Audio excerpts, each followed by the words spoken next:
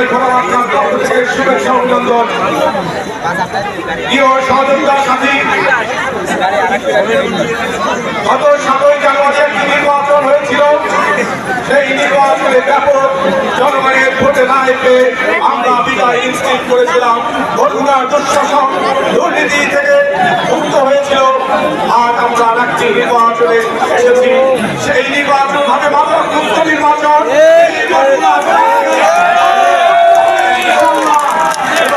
দুর্নীতি মুক্ত হবে ইনশাআল্লাহ।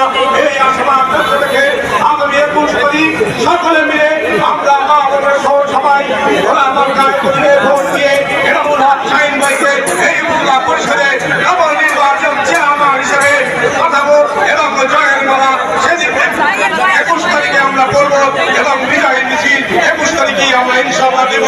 এই আশাবাদ ব্যক্ত রেখে আমি আমার সংক্ষিপ্ত বক্তব্য শেষ করছি। জয় বাংলা, জয় বঙ্গবন্ধু।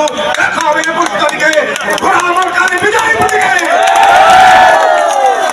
প্রিয় বন্ধুগণ, এ পর্যায়ে আমাদের মাঝে বক্তব্য রাখবে ঐতিহ্যবাহী দর্শক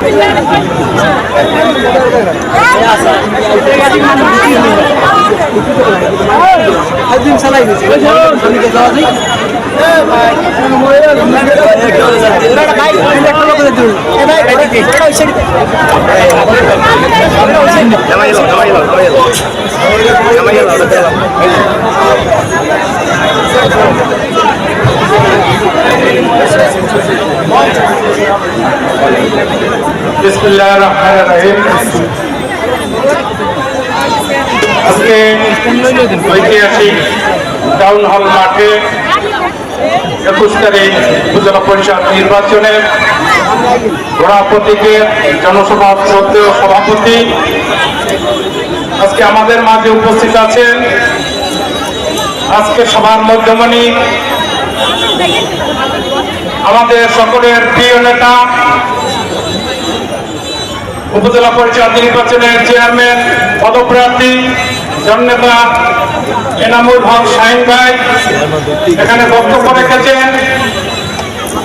সদর উপজেলা পরিষদের সাবেক ভাইস চেয়ারম্যান, এই নির্বাচনে তিনি হেলিকপ্টার প্রতীকে চেয়ারম্যান পদপ্রার্থী ছিলেন, যিনি ইতিমধ্যেই ঘোড়ামার্কার সমর্থনে বক্তব্য রেখেছেন।